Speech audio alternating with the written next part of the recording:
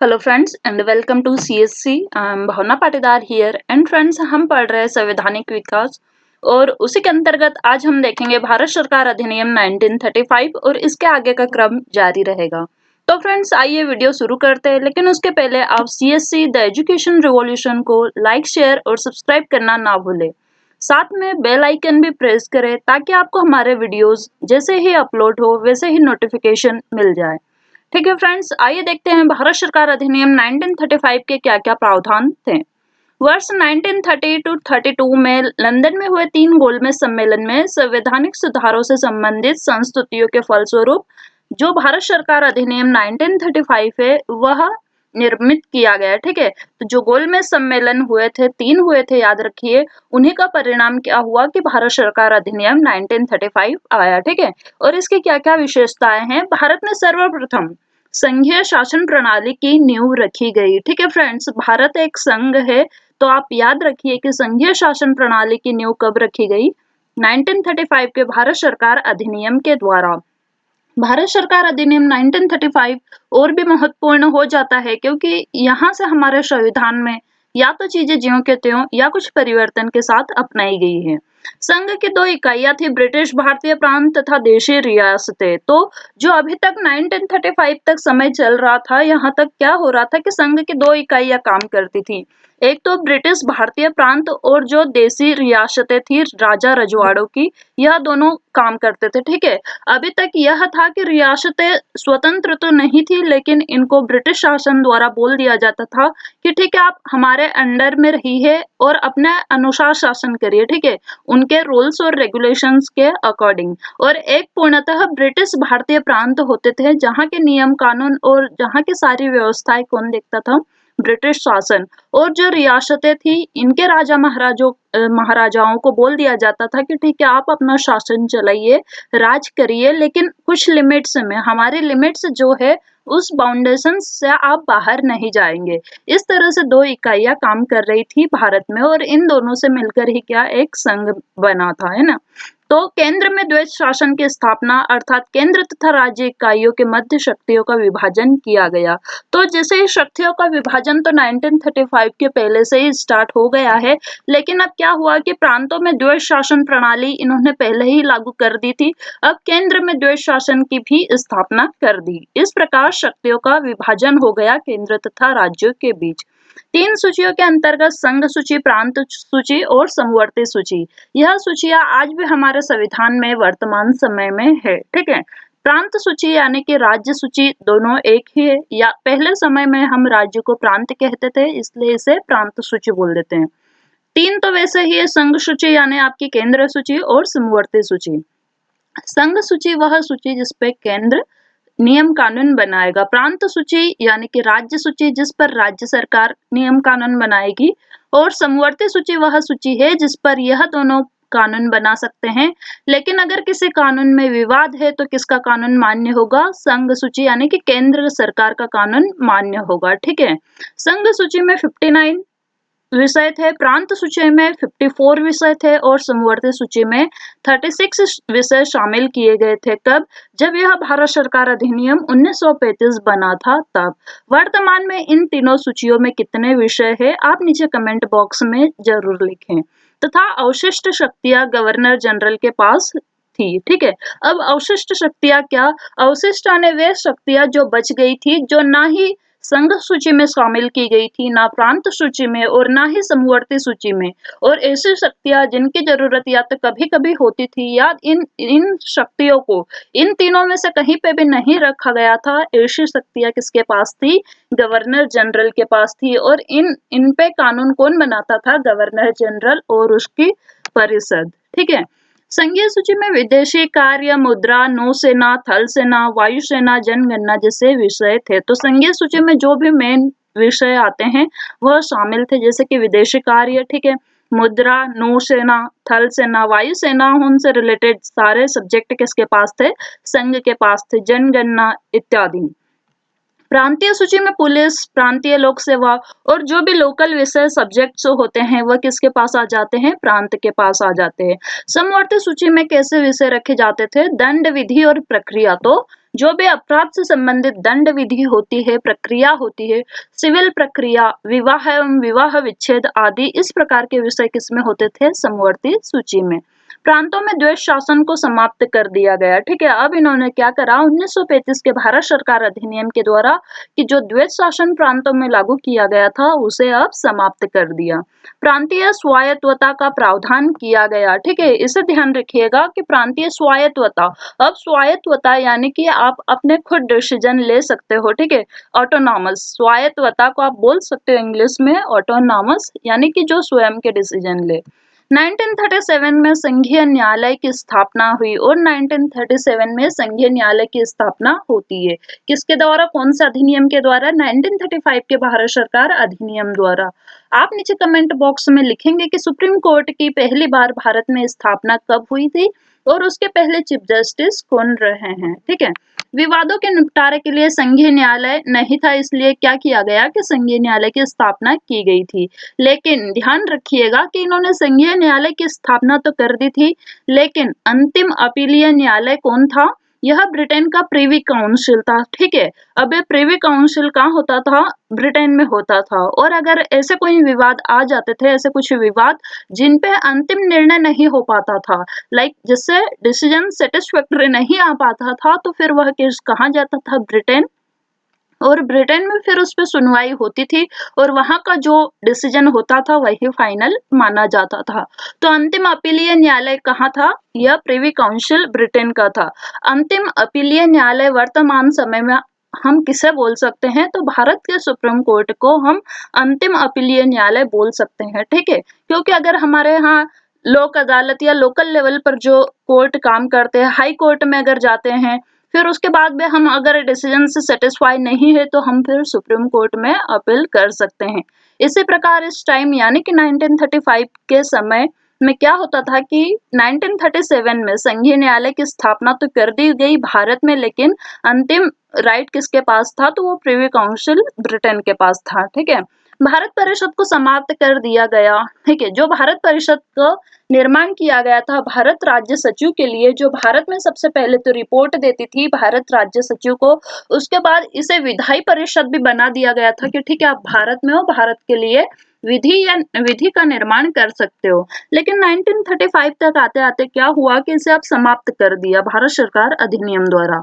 1937 में बर्मा, वर्तमान म्यांमार को भारत से अलग कर दिया गया। अब 1935 में क्या हुआ कि 1935 के अधिनियम द्वारा जो बर्मा, वर्तमान में हम जिसे म्यांमार के नाम से जानते हैं, उसे भी 1937 में भारत से अलग कर दिया गया।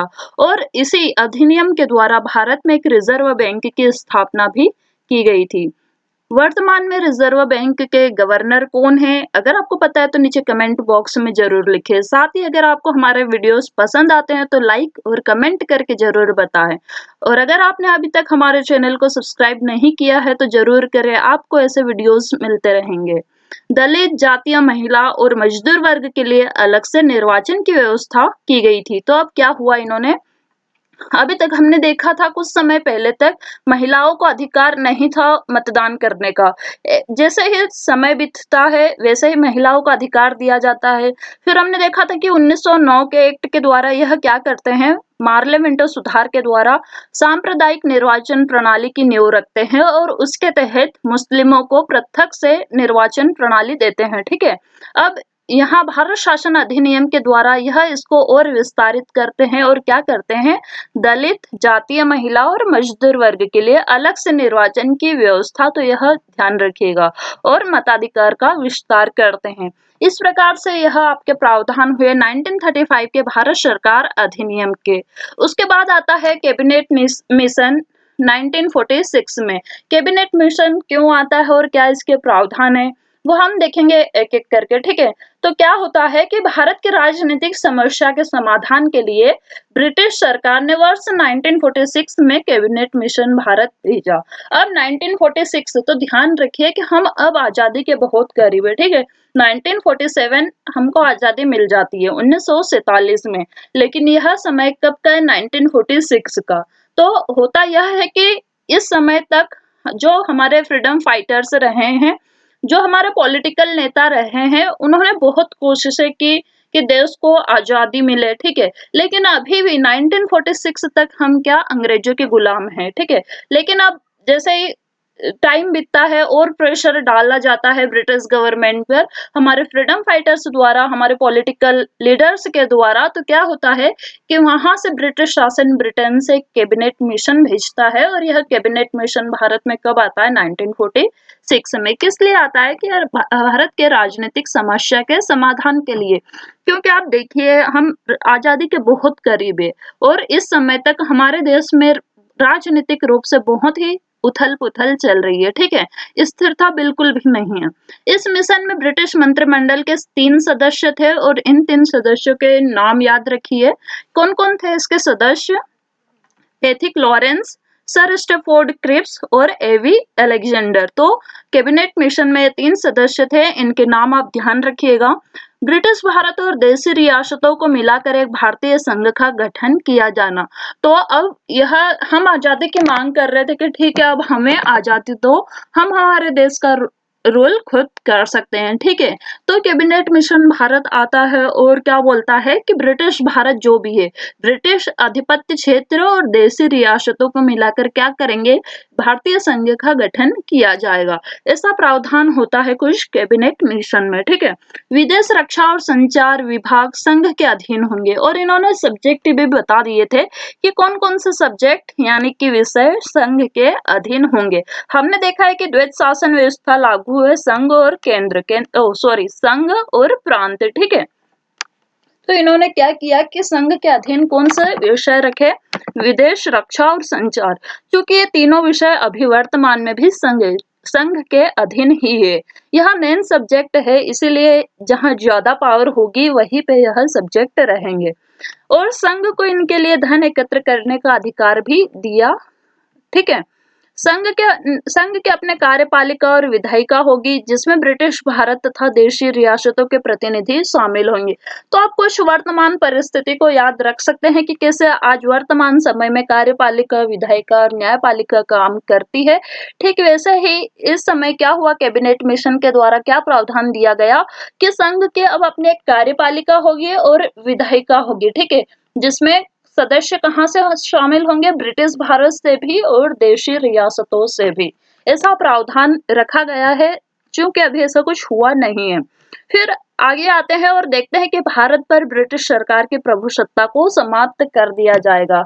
अब कैबिनेट मिशन 1946 और बात क्या करता है कि जो ब्रिटिश सरकार की प्रभुसत्ता है भारत पर, उसे भी समाप्त कर देंगे, ऐसा प्रावधान है, ठीक है। भारतीय रियासतों को यह छूट होगी कि वह संघ में सम्मिलित हो या स्वतंत्र रहे। तो कुछ इस प्रकार के प्रावधान यह लोग लाए थे जो कि बिल्कुल भी अनुचित थे और अगर प्रैक्टिकली देखा जाए तो यह लागू भी नहीं हो सकते थे। क्यों? क्योंकि यह बात करते हैं कि भारतीय रियासतें जो राज्य रजवाड़े थे, अगर वह चाहते हैं कि उन्हें संघ में शामिल होना है, जो कि भारत एक संघ बनेगा, अगर उसमें शामिल होना है तो इनकी मर्जी है। अगर ये चाहते हैं तो हो, अगर नहीं चाहते तो स्वतंत्र हो, ठीक है। एक अंतरिम सरकार के तत्काल स्थापना की जाएगी जिसे भारत के सभी प्रमुख राजनीतिक दलों का समर्थन प्राप्त हो। क्योंकि अभी हमें आजादी मिली नहीं है, हमारे पास एक स्थायी सरकार नहीं है, तो कैबिनेट मिशन ने क्या बोला कि एक अंतरिम सरकार यानी कि वह सरकार जो एक्चुअल में सरकार बनेगी तब तक के लिए यह अंतरिम सरकार काम करेगी और इसमें प्रमुख राजनीतिक दलों का समर्थन प्राप्त होगा। यानी कि जो भी राजनीतिक दल भारत में उस समय थे उन सभी का समर्थन इस अंतरिम सरकार को प्राप्त होगा, ठीक है। संविधान बनाने के लिए संविधान सभा का निर्वाचन शीघ्र होना चाहिए। और कैबिनेट मिशन का क्या एक प्रावधान है कि यह बोलते हैं कि संविधान सभा, क्योंकि हम डिमांड कर रहे थे भारतीय कि हम हमारा संविधान बनाएंगे और हम स्वयं बनाएंगे। महात्मा गांधी कहते थे कि भारतीयों को पूरा हक है कि उनका संविधान वो उनके अकॉर्डिंग बनाए बिना किसी हस्तक्षेप के ब्रिटिश गवर्नमेंट के, ठीक है। तो कैबिनेट मिशन बोलते हैं कि क्या होगा? संविधान सभा का निर्वाचन होगा जिससे कि संविधान निर्माण आरंभ हो, ठीक है। तो यह कुछ प्रावधान था आपके कैबिनेट मिशन 1946 के। और फाइनली अब जब हमको आजादी मिलते हैं उस समय तक हम आ गए हैं, तो भारतीय स्वतंत्रता अधिनियम 1947। होप आपको वीडियो पसंद आ रहा होगा और प्लीज कमेंट और लाइक करके जरूर बताएं। यह वीडियो आपको कैसे लगा? तो आइए देखते हैं अब भारतीय स्वतंत्रता अधिनियम 1947 के क्या-क्या प्रावधान है। इसके तहत माउंटबेटन योजना को वैधानिक रूप दिया गया है, ठीक है। अब माउंटबेटन योजना भी इसीलिए इसी क्रम में आती है कि कैसे भारत को स्वतंत्रता दी जाए। जैसे कैबिनेट मिशन आया, ठीक वैसे ही माउंटबेटन योजना भी आती है और किस लिए, वह भी भारतीय स्वतंत्रता से ही संबंधित होती है। और उसे वैधानिक रूप किसने दिया? भारतीय स्वतंत्रता अधिनियम 1947। तो इसके जस्ट पहले कौन सी योजना आती है? माउंटबेटन योजना। 15 अगस्त 1947 को भारत एवं पाकिस्तान नामक दो राज्य बना दिए जाएंगे और भारतीय स्वतंत्रता अधिनियम में फाइनली बोल दिया जाता है, या यह बात माउंटबेटन योजना में भी की जाती है कि जो जब 15 अगस्त होगा उस दिन भारत एवं पाकिस्तान नामक दो राज्य बना दिए जाएंगे। और इसी प्रकार 14 अगस्त 1947 को पाकिस्तान आजाद हुआ और 15 अगस्त को हम हमारा स्वतंत्रता दिवस मनाते हैं, ठीक है। और ब्रिटिश सरकार उनको सत्ता सौंप देगी और ब्रिटिश सरकार की प्रभुसत्ता भारत से समाप्त हो जाएगी। प्रत्येक राज्य में गवर्नर जनरल होगा जिसकी नियुक्ति कौन करेगा? इंग्लैंड का सम्राट करेगा। तो गवर्नर जनरल होगा प्रत्येक राज्य में और इसकी नियुक्ति कहाँ से होगी? ब्रिटेन से होगी। नए संविधान का निर्माण होने तक दोनों राज्यों का प्रशासन भारत शासन अधिनियम 1935 के अनुसार चलाया जाएगा, ठीक है। इसलिए 1935 का भारत शासन अधिनियम बहुत ही ज्यादा इम्पोर्टेंस रखता है भारत के संवैधानिक विकास में। क्यों? क्योंकि यहाँ पर ऐसे बहुत सारे रूल्स रेगुलेशंस हैं। इसको मिनी संविधान भी बोला जाता है भारत शासन अधिनियम 1935 को, क्योंकि यहाँ पर बहुत सारे रूल्स रेगुलेशंस दिए हैं जो कि वर्तमान में भी हमारे संविधान में एग्जिस्ट करते हैं, या तो प्रत्यक्ष रूप से या अप्रत्यक्ष रूप से, ठीक है। भारत राज्य सचिव का पद समाप्त कर दिया और उसके स्थान पर अब राष्ट्रमंडल के सचिव की नियुक्ति की जाएगी।